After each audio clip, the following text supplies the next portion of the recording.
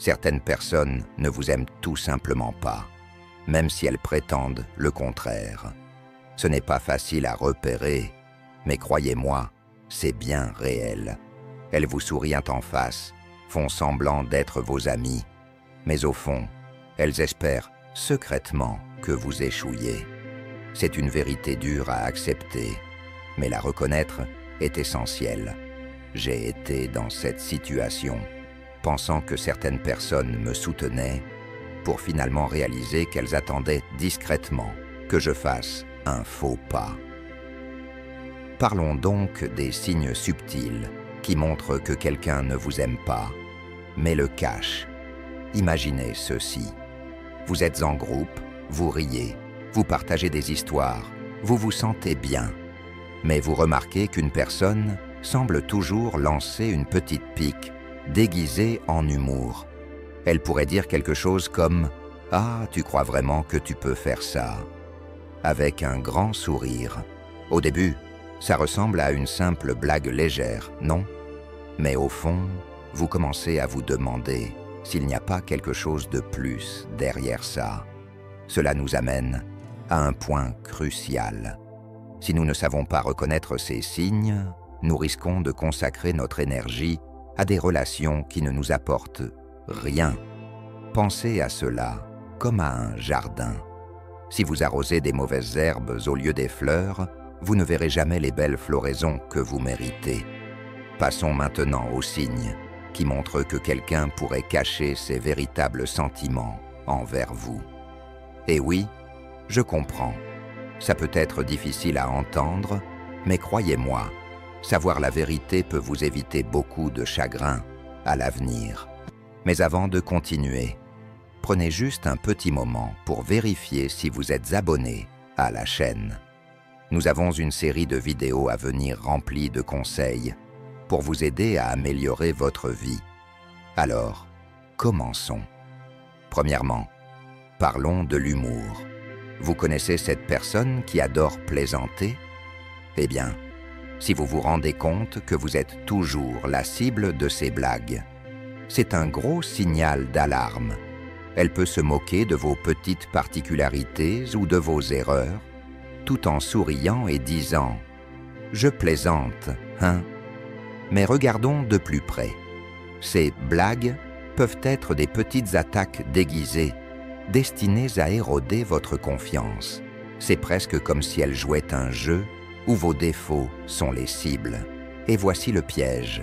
Plus vous riez de bon cœur, plus elles pensent que c'est acceptable de continuer. Ce n'est pas simplement de l'amusement innocent. C'est une manière de vous garder dans une position inférieure. Alors, en explorant ce sujet ensemble, souvenez-vous, les stoïciens nous apprennent à observer et à réfléchir. Nous n'avons pas besoin de tout prendre personnellement, mais il est aussi crucial de reconnaître quand quelqu'un ne nous traite pas avec respect. La vérité peut être inconfortable, mais elle peut aussi vous donner la force de faire de meilleurs choix dans vos relations. Je me souviens avoir été proche de quelqu'un qui avait toujours une petite remarque à faire sur tout ce que je faisais, que ce soit sur ma façon de m'habiller, de parler, ou même sur les projets sur lesquels je travaillais. Au début, je ne m'en préoccupais pas trop. Je me disais « Allez, il plaisante, non ?» Mais au bout d'un moment, j'ai commencé à remarquer un schéma. Les blagues, elles semblaient toujours se concentrer sur ce qu'il percevait comme mes défauts. Jamais un mot sur mes forces ou sur les choses dont j'étais fier. Peu à peu, je me suis retrouvé à douter de choses que je n'avais jamais remises en question auparavant. Je me suis mis à penser, est-ce que je suis vraiment si mauvais que ça? Est-ce que je rate autant de choses qu'ils le font croire? Quand quelqu'un fait constamment des blagues sur vos prétendues faiblesses, ce n'est presque jamais juste pour s'amuser. Ils vous testent, ils veulent voir jusqu'où vous allez tolérer avant de réagir. C'est comme s'ils cherchaient à rester au-dessus, en vous rendant plus petit. Le problème, c'est qu'ils s'en tirent, parce qu'on nous a appris que si on ne supporte pas une blague, c'est nous le problème. Mais attendez une seconde. Et si on retournait cette idée? Voici ce que je pense. Il n'y a absolument rien de mal à se défendre quand une blague dépasse les bornes. En fait, c'est essentiel. Vous méritez d'être entouré de personnes qui vous élèvent, pas de celles qui vous rabaissent pour un rire facile, de vrais amis. Ils n'ont pas besoin de pointer vos défauts pour se sentir bien dans leur peau. Au contraire, ils célèbrent vos succès et vous aident à grandir d'une manière qui ne vous fait pas sentir comme la cible. Je l'ai vu tant de fois, les gens laissent passer ce genre de blagues parce qu'il semble plus facile de rester silencieux que de parler. On se dit « Bof, ça ne vaut pas la peine de faire des histoires ». Mais voici la vérité froide et dure. Tolérer le manque de respect, même sous couvert de plaisanterie, est une pente glissante. Ça commence par de petites piques, mais avec le temps, ces commentaires soi-disant inoffensifs érodent votre confiance. Plus vous laissez passer, plus ils repoussent les limites, jusqu'à ce qu'un jour, vous vous retrouviez à vraiment douter de votre propre valeur. Tout ça parce que vous ne vouliez pas paraître trop sensible. J'ai appris ça à mes dépens. Chaque fois que je riais de ces blagues, je leur donnais silencieusement la permission de continuer. Je les laissais me manquer de respect, sans même m'en rendre compte. Mais dès que j'ai commencé à me défendre et à établir des limites claires, tout a changé. Pas seulement la manière dont ils me traitaient, mais aussi la façon dont je me percevais. J'ai arrêté de laisser leurs mots dicter comment je me sentais. J'ai repris le contrôle de mon propre récit. Alors voici mon conseil pour vous. La prochaine fois que quelqu'un fait une blague à vos dépens, ne vous contentez pas de rire. Prenez un instant et demandez-vous, est-ce que c'est vraiment drôle? Ou y a-t-il quelque chose de plus profond ici? Si votre instinct vous dit que c'est plus qu'une simple blague, n'ayez pas peur de réagir. Oui, cela peut sembler gênant. Cela peut même mettre en péril une amitié. Mais voici le truc. Votre respect de soi vaut bien plus que le mauvais sens de l'humour de quelqu'un d'autre. La vie est trop courte pour traîner avec des gens qui ont besoin de vous rabaisser pour se sentir mieux dans leur peau. Si leur version de l'amitié consiste à pointer constamment vos défauts, il est temps de réévaluer la situation. Les amis qui se soucient vraiment de vous, ils vous élèvent, célèbrent vos forces et vous poussant à être meilleur sans vous faire sentir petit. Alors, tenez-vous droit, exprimez-vous, ne laissez personne vous réduire à une simple blague. Votre valeur n'est pas une source de moquerie, c'est quelque chose à apprécier. Maintenant, parlons de ces compliments sournois qui ne sonnent pas tout à fait justes. Vous savez, ceux-là, quelqu'un dit quelque chose qui ressemble à un compliment, mais qui vous laisse un peu confus, comme si ce n'était pas si gentil après tout. C'est comme recevoir une claque avec un gant de velours. Vous vous retrouvez à penser « Attendez, c'était un compliment ou une insulte ?» Voici la vérité. Souvent, c'est un mélange des deux. Ces compliments en retrait sont une façon sournoise pour les gens de vous rabaisser, tout en prétendant être aimables. Laissez-moi vous raconter une petite histoire. Il fut un temps où je travaillais sur un gros projet dont j'étais extrêmement fier. Après avoir passé d'innombrables heures dessus, je l'ai enfin montré à quelques collègues. L'un d'eux, que je pensais être de mon côté, l'a regardé et a dit avec un sourire « Waouh, c'est en fait plutôt bon pour quelqu'un comme toi. » Je suis resté là, figé. Au début, cela semblait un compliment, mais ces derniers mots, pour quelqu'un comme toi, m'ont frappé de plein fouet. Que voulait-il dire par là? Je n'étais pas censé être bon dans ce que je fais. C'est ça, le problème avec ces soi-disant compliments. Ils sonnent bien, mais il y a quelque chose de sournois derrière. Ce n'est pas vraiment pour vous faire plaisir. Au contraire, c'est une façon pour la personne de vous garder à votre place. C'est comme un coup de pouvoir vous faire douter de vous-même pendant qu'ils essaient de se sentir supérieurs. Ils disent en gros, « Je vois que tu essayes, mais tu ne seras jamais aussi bon que moi. » C'est toxique, mais c'est si bien emballé que vous ne remarquez presque pas l'insulte cachée. Voici la vérité. Les personnes qui font des compliments en retrait sont souvent elles-mêmes insécures. Elles voient tout le potentiel que vous avez, et cela les effraie. Alors, elles utilisent ces petites remarques sournoises pour s'assurer que vous continuiez à douter de vous-même. C'est comme si elles vous tapotaient le dos d'une main, tout en vous maintenant en bas de l'autre. Et voici quelque chose d'encore plus vrai. Nous l'avons tous fait, même si ce n'était pas intentionnel. Parfois, nos propres insécurités se manifestent sous la forme de ces compliments, qui sont en réalité destinés à rappeler à quelqu'un sa place. Voici le message important. Vous n'avez pas à accepter les insultes cachées, déguisées en compliments. Vous avez le pouvoir de les voir pour ce qu'elles sont réellement. Un reflet des propres insécurités de cette personne, pas une mesure de votre valeur. Quand quelqu'un dit des choses comme « tu es plus intelligent que tu en as l'air » ou « c'est bien pour quelqu'un de nouveau », vous n'avez pas à l'accepter sans rien dire. Répondez, même si cela semble gênant, car si vous ne le faites pas, vous laissez cette personne contrôler votre perception de vous-même. Et c'est un pouvoir que vous ne devriez jamais céder à quiconque. J'ai appris à repérer ces types de compliments pour ce qu'ils sont vraiment. Un miroir qui reflète leur propre peur. Et lorsque vous comprenez cela, cela cesse de faire mal. Au lieu de vous laisser atteindre, vous pouvez presque rire, car leurs mots en disent bien plus sur eux que sur vous. Donc maintenant, chaque fois que je reçois un compliment en retrait, je ne le laisse pas passer. Je dis quelque chose comme « Merci, mais que veux-tu dire par là ?» Cela les oblige à faire face à l'insulte cachée dans leurs paroles. Et la plupart du temps, ils changent rapidement de ton, car ils réalisent que je ne tombe pas dans le panneau. Voici la leçon.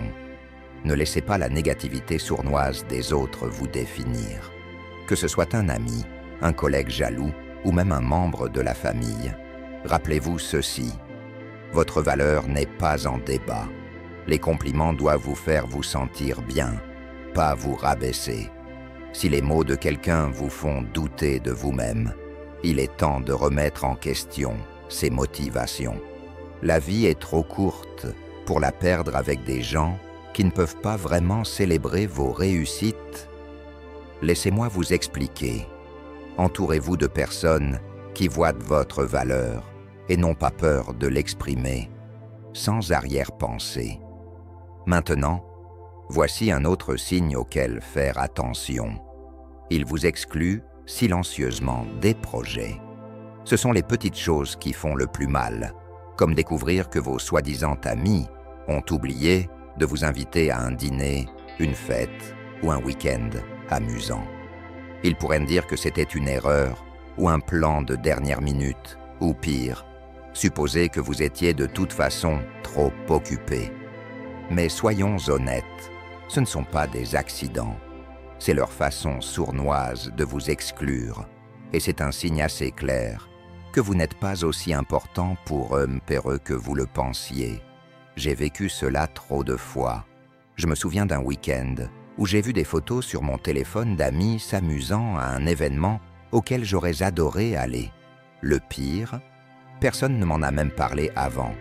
Quand j'en ai parlé plus tard, ils avaient toutes sortes d'excuses. « Oh, on pensait que tu étais occupé. » ou « c'était un truc de dernière minute. » Mais au fond, je savais la vérité.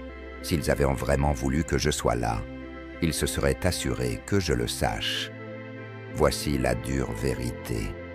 Ce type d'exclusion n'est pas simplement un manque de réflexion.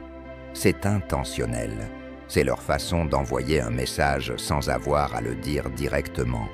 Ils ne veulent pas de vous, mais n'ont pas le courage de le dire.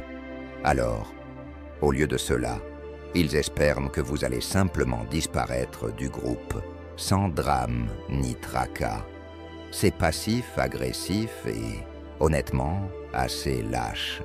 Mais cela arrive souvent, même si les gens n'aiment pas en parler. C'est plus facile de croire aux excuses et de se dire que c'était juste une erreur, plutôt que de faire face à la vérité que vous êtes mis à l'écart. Voici le deal. Si vous continuez à laisser passer ces faiblesses d'excuses, vous leur donnez essentiellement la permission de vous exclure encore et encore. Vous les laissez décider de votre rôle dans leur vie au lieu de vous défendre. J'ai dû apprendre cela à mes dépens. Pendant longtemps, je restais silencieux, espérant que peut-être la prochaine fois, je serais inclus. Mais devinez quoi? En restant silencieux, je me laissais traiter comme une pensée secondaire. Alors, j'ai fait quelque chose de audacieux. J'ai commencé à les interpeller. Je disais « Hé, j'ai vu que vous étiez sortis le week-end dernier. Pourquoi personne ne m'a invité ?» Oui, c'était awkward et inconfortable, mais cela les obligeait à faire face à leurs actions. Et vous savez quoi? Les choses ont commencé à changer. Certains sont devenus défensifs, d'autres ont essayé de se rattraper, mais le message était clair. Je ne me laisserai pas mettre de côté silencieusement. Voici l'élément essentiel à retenir. Si les gens vous veulent dans leur vie, ils s'assureront que vous êtes inclus, peu importe à quel point le plan est de dernière minute. Et s'ils ne le font pas, il est temps de reconsidérer ces amitiés. Vous méritez d'être entouré de personnes qui ne vous font pas sentir que vous devez toujours courir après leur approbation ou leur attention.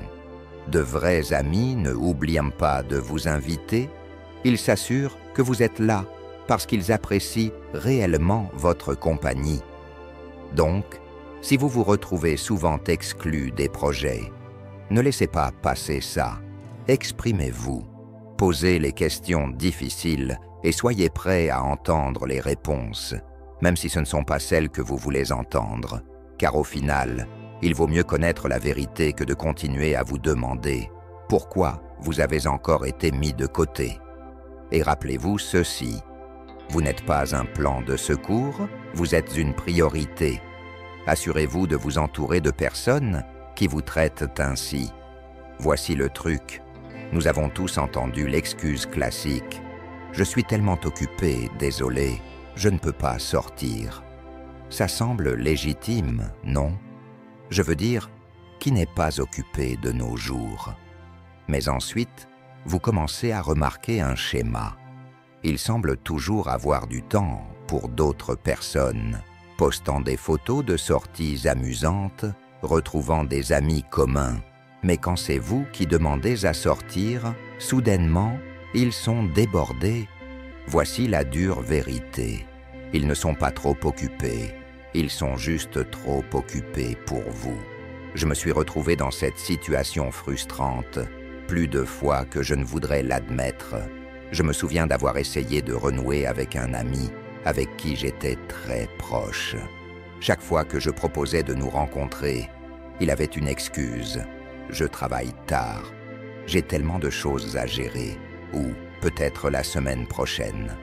Pendant ce temps, je les voyais sortir avec d'autres personnes, s'amuser, trouvant toujours du temps pour tout le monde, sauf moi. Il m'a fallu plus de temps que je ne veux l'admettre, mais j'ai enfin vu le schéma. Leur message était clair. Je n'étais plus une priorité dans leur vie.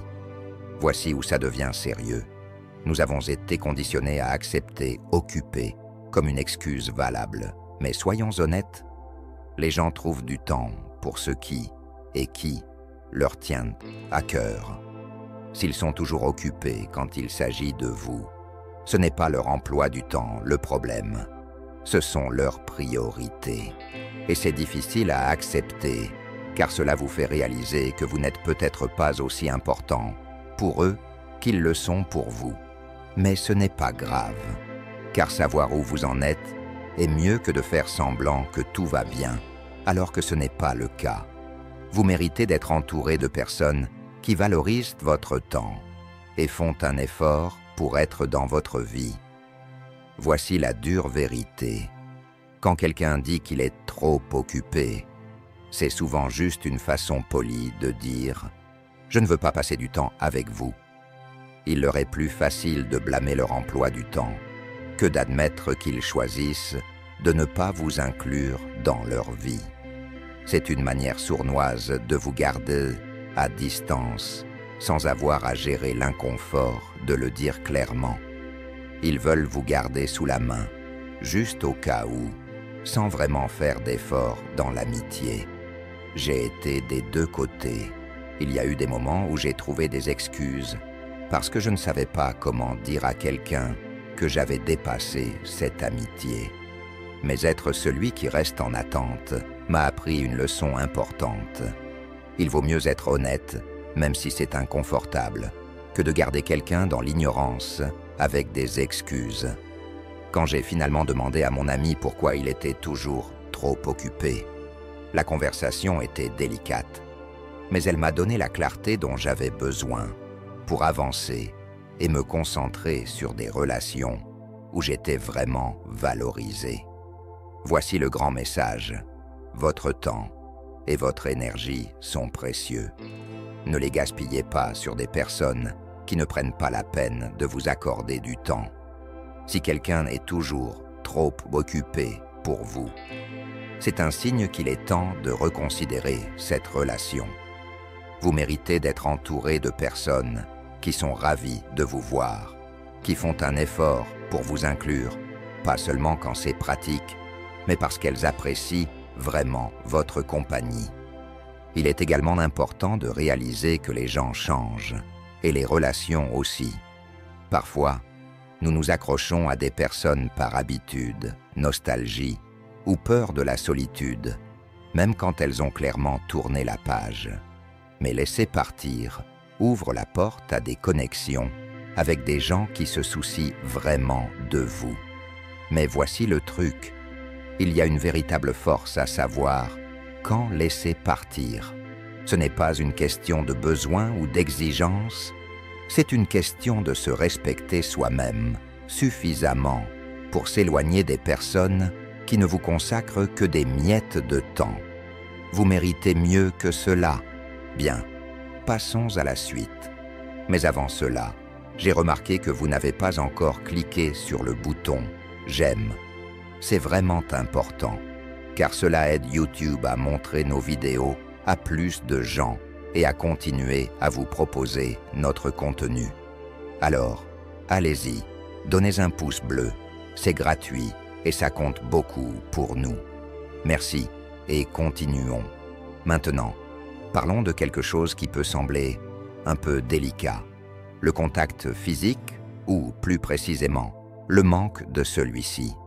Et non, ce n'est pas seulement à propos des relations romantiques. Le contact physique, comme une simple poignée de main ou une tape dans le dos, est l'une des façons les plus basiques de nous connecter aux autres. Cela aide à établir la confiance et la proximité. Alors, que se passe-t-il lorsque quelqu'un semble éviter même le plus petit contact? La vérité n'est pas jolie. Il vous montre, sans dire un mot, qu'ils se sentent mal à l'aise avec vous. J'ai déjà eu un collègue qui semblait considérer qu'un simple geste comme une poignée de main ou une tape amicale dans le dos était quelque chose de dégoûtant. Au début, je pensais que je m'imaginais des choses. Mais ensuite, j'ai remarqué qu'il était tout à fait à l'aise d'être tactile et chaleureux avec d'autres personnes. C'était juste moi qui l'évitais, comme si j'avais une sorte de barrière invisible. Finalement, j'ai réalisé que son comportement n'était pas aléatoire. C'était sa manière de me garder à distance. Voici la partie difficile à accepter. Le contact physique est une part naturelle de l'interaction humaine. Quand quelqu'un l'évite systématiquement, cela signale qu'il y a un problème. Bien sûr, tout le monde n'aime pas être très tactile, et c'est tout à fait acceptable. Mais quand ils s'enlacent et se donnent des tapes dans le dos avec d'autres, puis se figent en votre présence, c'est un signe qu'il y a un décalage. Quand quelqu'un évite le contact physique, c'est un grand signal d'alarme que quelque chose ne va pas. Ils ne vous détestent peut-être pas au point de le dire à voix haute, mais leur langage corporel envoie définitivement un message. Nous avons tous été dans des situations comme celle-ci.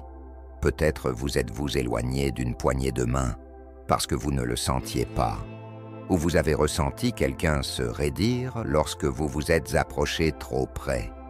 C'est gênant, non? Et souvent, cela signifie que la relation n'est pas aussi solide que nous voudrions le croire. Voici la vérité plus profonde. Le contact physique est crucial pour établir des connexions. C'est ainsi que nous montrons la confiance, la chaleur et la gentillesse. Donc, lorsque quelqu'un garde ses distances, il n'évite pas seulement un geste physique, il évite aussi la proximité et l'intimité. Il vous repousse littéralement et figurativement, ce qui indique qu'il y a un problème dans votre relation. J'ai appris à remarquer ces signes, même quand il est difficile d'admettre ce qu'ils signifient. Il fut un temps où je minimisais la réticence de quelqu'un à se rapprocher, pensant que c'était juste sa personnalité. Mais plus j'y pensais, plus il devenait clair que cela concernait notre relation. Lorsque j'ai enfin confronté la situation et en ai parlé, cela a conduit à des conversations difficiles et parfois à la fin de cette amitié. Mais vous savez quoi? Cela m'a aussi libéré de la confusion de me demander pourquoi les choses semblaient étranges. Donc, voici la partie importante. Ne négligez pas les signes lorsque quelqu'un évite de vous toucher. Ce n'est pas juste un choix simple, cela en dit long sur leur confort avec vous. Si vous remarquez cela, exprimez-vous. Cela pourrait mener à une meilleure compréhension entre vous, ou cela pourrait montrer que l'amitié n'est pas aussi forte que vous le pensiez. Quoi qu'il en soit, il vaut mieux connaître la vérité que de faire semblant que tout va bien. Rappelez-vous, vous méritez des amitiés où le contact physique est facile et naturel, comme un câlin amical, une poignée de main, ou simplement s'asseoir près sans se sentir mal à l'aise. Ces petits gestes aident à bâtir la confiance. Si quelqu'un continue à les éviter, c'est un signe qu'il y a un problème. N'hésitez pas à poser les questions difficiles et à apporter les changements nécessaires. La vie est trop courte pour être entouré de personnes qui vous tiennent à distance, tant physiquement qu'émotionnellement. Maintenant, parlons de quelque chose d'autre. Comment les amitiés révèlent leur vrai visage lorsque les temps deviennent durs? Lorsque vous traversez une période difficile, vous découvrez qui sont vos vrais amis. Alors, que signifie le fait que quelqu'un disparaisse juste quand vous avez le plus besoin d'eux? Ce n'est pas juste un petit problème. C'est un grand avertissement qu'il ne se soucie peut-être pas de vous autant que vous le pensiez. Lorsque quelqu'un s'éloigne pendant vos moments les plus difficiles, ça fait mal et ça ressemble à une trahison. J'ai appris cela à mes dépens durant une période difficile de ma vie. Je traversais une période vraiment difficile, quelque chose qui m'a profondément ébranlé. Alors, j'ai pensé à mes amis proches et j'espérais qu'ils m'aideraient, même si c'était juste avec un rapide message ou un appel. Mais devinez quoi? Rien. C'était comme si je parlais à un mur. Les amis sur qui je comptais avaient soudainement toutes sortes d'excuses. Je suis super occupé au travail. Ou je vais voir ça plus tard. Spoiler, ils ne l'ont jamais fait. Voici la vérité. Les gens adorent dire qu'ils seront toujours là pour vous. Mais quand les choses se compliquent, beaucoup d'entre eux disparaissent. Ils riront et s'amuseront avec vous pendant les bons moments. Mais lorsque la vie devient sérieuse, c'est comme s'ils disparaissaient. Il leur est plus facile de vous ignorer que de vous aider dans vos luttes, car au fond, ils ne se soucient pas suffisamment pour intervenir quand vous en avez besoin. Soyons honnêtes. Le véritable soutien ne consiste pas à être présent quand c'est facile. C'est à propos d'être là, quand les choses deviennent difficiles, inconfortables, ou quand on n'en a vraiment pas envie. Lorsque quelqu'un disparaît alors que vous avez besoin d'aide, il ne fait pas que manquer de respect. Il vous montre combien vous comptez pour lui. C'est comme s'il disait « Tes problèmes ne m'intéressent pas ». Je me souviens d'avoir ressenti une grande tristesse en réalisant que les personnes que j'avais aidées pendant leurs moments difficiles ne prenaient même pas la peine de m'aider lorsque j'en avais le plus besoin. Ça a fait mal. C'était un véritable électrochoc, certainement pas le plus agréable, mais cela m'a appris quelque chose d'important. Tout le monde qui vous sourit n'est pas réellement de votre côté. Voici la grande leçon. Le soutien est essentiel dans toute amitié. C'est facile de passer du temps ensemble quand tout va bien, mais le vrai test, c'est comment les amis réagissent lorsque les temps deviennent durs. Si quelqu'un disparaît, juste au moment où vous avez besoin d'eux, ce n'est pas juste une déception. Ils vous montrent qu'ils n'ont jamais vraiment été là pour vous. Mais ne laissez pas leur absence vous rendre en colère. Utilisez-la pour grandir. Profitez-en pour déterminer qui mérite vraiment une place dans votre vie. Les amis qui restent, qui prennent de vos nouvelles et qui se présentent même quand c'est difficile. Ce sont ceux qui comptent vraiment. Ce sont les amitiés que vous devriez chérir. La vie est trop courte pour la gaspiller avec des amis de beau temps. Entourez-vous de personnes qui vous soutiendront lors des tempêtes, pas seulement quand le soleil brille. Quand vous trouvez ces amis spéciaux qui sont là pour vous quand les temps deviennent difficiles, accrochez-vous à eux fermement. Quant à ceux qui disparaissent, il est temps de les laisser partir. Ils vous ont déjà montré qui ils sont vraiment. Et puis, il y a les commérages. Oh là là, ça se propage comme une traînée de poudre et peut ruiner des amitiés en un rien de temps. Le problème avec les commérages, c'est qu'ils ne sont presque jamais innocents. C'est comme un monstre sournois qui peut blesser les gens sans que personne ne s'en rende compte. Quand quelqu'un que vous pensez être un ami parle de vous dans votre dos, ce n'est pas juste des bavardages innocents. Ils nuisent réellement à votre confiance et à votre réputation. C'est comme s'ils lançaient des pierres sur votre amitié tout en faisant semblant d'être gentils en face de vous.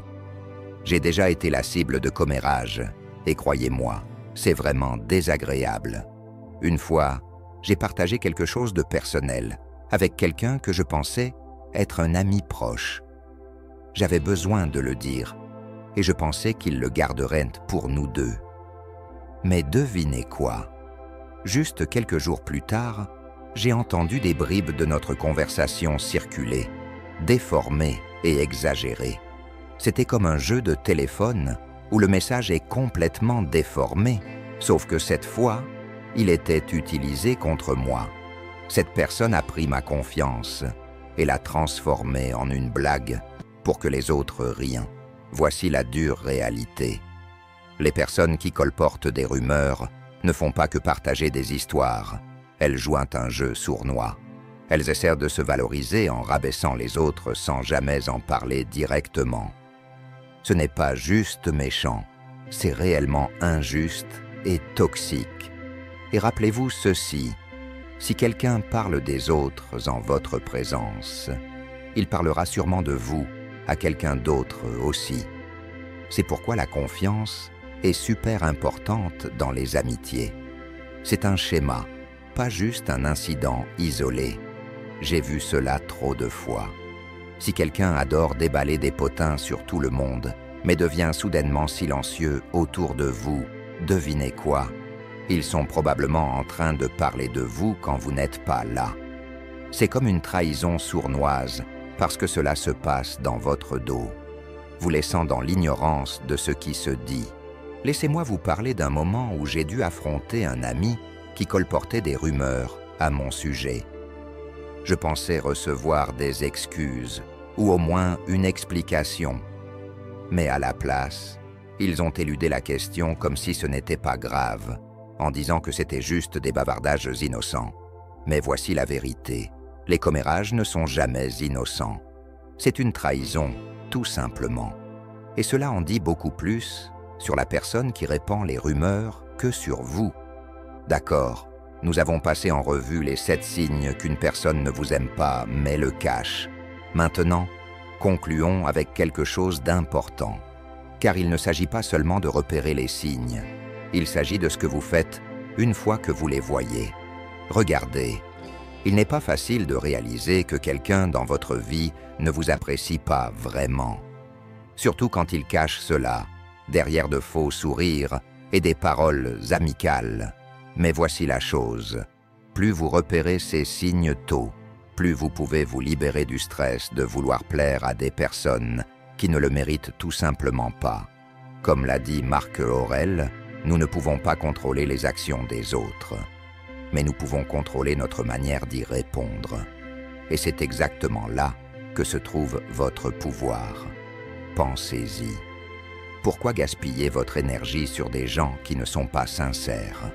La vie est trop courte pour rester entouré de personnes qui ne vous respectent pas ou ne vous apprécient pas. Quand vous remarquez ces petits signes, que ce soit les faux compliments, les blagues à double sens ou la critique constante, vous n'avez pas besoin de vous fâcher ou de garder rancune. Vous devez juste prendre du recul et faire un choix de vous concentrer sur les personnes qui se soucient de vous, celles qui veulent vous voir réussir, pas échouer. Et ne vous méprenez pas, je sais que c'est difficile de se distancer des gens qui ont fait partie de votre vie pendant longtemps. Mais rappelez-vous, s'affirmer ne consiste pas à provoquer des drames ou à couper les ponts avec tout le monde. C'est valoriser votre paix, votre estime de soi et votre bien-être mental. Quand quelqu'un vous montre qui il est vraiment, croyez-le et agissez en conséquence. Maintenant, voici où ça devient personnel. J'ai aussi été dans ces situations où j'ai tenu à des personnes trop longtemps, espérant qu'elles changent ou qu'elles me montrent enfin le respect que je mérite. Et honnêtement, ça n'a jamais fonctionné. Mais quand j'ai commencé à appliquer les principes stoïciens à mes relations, j'ai réalisé que la seule personne que je peux contrôler, c'est moi. Je ne peux pas changer ce que quelqu'un d'autre ressent ou comment il se comporte, mais je peux décider de ma réaction.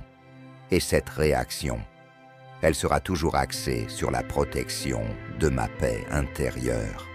Alors, si vous êtes confronté à quelqu'un qui n'est secrètement pas de votre côté, voici mon conseil. Ne laissez pas leur antipathie cachée affecter votre estime de vous. Vous êtes plus fort que ça. Vous n'avez pas besoin que tout le monde vous aime et vous n'avez certainement pas besoin de passer votre temps à essayer de comprendre pourquoi quelqu'un ne le fait pas. Les bonnes personnes, celles qui se soucient réellement de vous, ne vous feront jamais sentir que vous devez prouver votre valeur.